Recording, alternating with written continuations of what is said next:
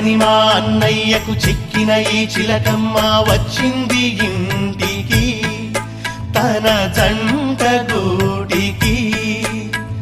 చిరునవ్వే సిరులంటూ సుగుణాలే నగలంటూ నిలుచుంది వాకిట ఈ మందార మాలిక. సిరి వెన్నెలంటి చెలిమిని మాకు పంచగా నెలవంక ఇలకు చేన చిన్నవదినగా.